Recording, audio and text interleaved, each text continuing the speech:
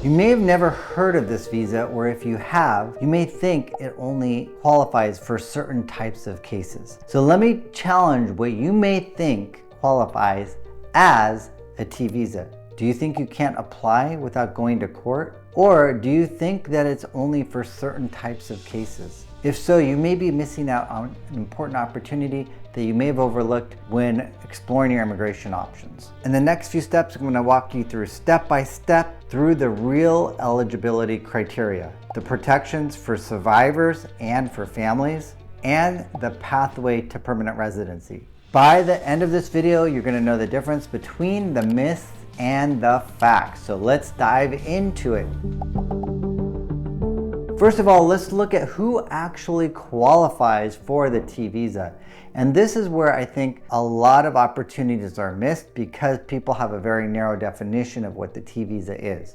Many people assume the T visa only protects victims of sex trafficking, but is that actually the case? The truth is that US immigration law actually interprets trafficking in a much broader sense. While it does include sex trafficking, it also includes a wide range of labor trafficking situations that don't always get the same attention. When you look at how the law is written, both are treated with the same level of seriousness, and both can open the door to T visas for survivors. Now let's look at the legal definition so it's understandable for you. What is severe forms of trafficking under the law? Well, it can apply to recruiting, harboring, transporting, providing, or obtaining someone through force, fraud, for labor, or for commercial sex. Now that sounds technical, but the idea is quite simple. If someone was forced, tricked, or threatened into either sex exploitation or into labor that they could not freely leave, it can count. The myth that the T visa is only for someone who is forced into prostitution really lives out a big piece of reality for the T visa. And unfortunately,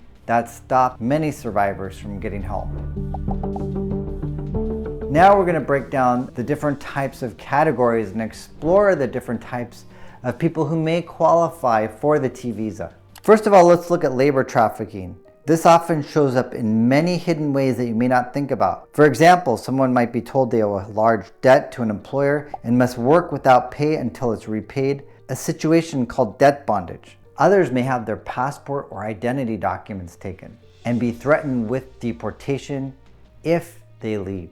Domestic workers can often be forced to work around the clock without pay, sometimes locked inside a home and without contact with the outside world. Agricultural workers may be isolated on farms, paid little or nothing, and threatened with violence. All of these are recognized forms of trafficking, and survivors of these situations are just as eligible to apply for a T visa. Now let's look at another form of trafficking. This is often called the Cinderella case. Let's look at an example of who may qualify. A young woman was brought by a wealthy family to the US under the promise of obtaining work and caring for their children. When she arrived, her passport was kept for safekeeping, and instead of fair wages and reasonable hours that she was expecting, she was forced to work around the clock from early morning until late at night every single day without pay. She slept on the floor and was not allowed to leave the home alone, and was constantly threatened with deportation if she complained. Eventually, with the help of a neighbor, she escaped and sought legal help. This became known as the Cinderella case. Now, what's powerful about this case is that it wasn't about sex trafficking, it was domestic servitude. Yet, it met the legal definition of severe forms of trafficking in persons. This person later received a T visa, which allowed her to rebuild her life safely in the US. Stories like this show that trafficking can happen in private homes and ordinary looking neighborhoods, not just as sensationalized media stories. The T visa exists precisely to reach people in those hidden real world situations. Now let's look at what you may traditionally think of as the T visa, commercialized sex trafficking. Basically, this is any sex act exchanged for something of value, not just money. It can include trading sex for a place to stay, for food or diapers, or in the context of domestic or intimate partner violence. For adults, there must be evidence of force, fraud, or coercion. Now, the unexpected truth is that both sex and labor trafficking survivors are viewed equally under the law when it comes to this kind of protection. But The definition alone does not decide the eligibility for these visas. The person applying for the T visa must also show that they're in the United States or at a port of entry as a direct result of the trafficking. That simple requirement ties the visa to people who were trafficked into or within the country. If someone escaped and now is abroad, they can't apply. Presence in the U.S. is required. Another point that is often misunderstood is cooperation with law enforcement. Many people believe the survivor must testify in court or actively work with investigators before applying. That isn't always the case. While the law does expect survivors to be helpful to law enforcement when reasonable, there are very clear exceptions. If the person applying was under 18 at the time of trafficking, cooperation is not required. And also, when psychological or physical trauma makes participation unsafe or impossible, the law still allows for protection without that step. Survivors don't have to put themselves in danger or relive trauma in order to qualify.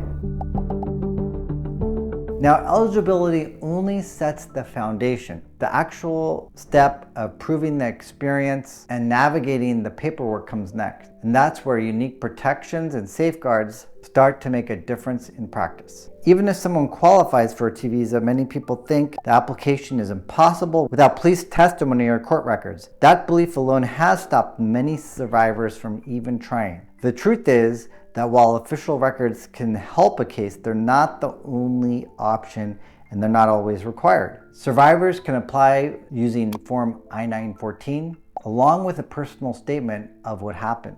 And of course, any supporting evidence. While police reports are helpful, they are not required. Credible evidence like affidavits, medical or counseling records, or employment documents can also be used. Applicants may list a safe mailing address to protect their location. Once the application is filed and found bona fide, survivors can receive work authorization while their case is pending. And the great news is that T visas are granted for up to 4 years. And after 3 years, or when an investigation ends, they can apply for a green card. Certain family members may also qualify as derivatives, helping families stay together and rebuild safely. Because the laws and rules and evidence continue to change, and because every case looks a little different, having professional legal guidance is essential. A small mistake can cause long delays or even a denial, which is why survivors should not try to do this alone. If you or someone you know qualifies for a T visa, talk to an experienced immigration lawyer. If you want to connect with our office, you can connect with us at 916-613-3553. And make sure you subscribe to continue to get these updates. If you want to see if you qualify for other related types of visas, check out our video on the U visa and VAWA. And bye for now.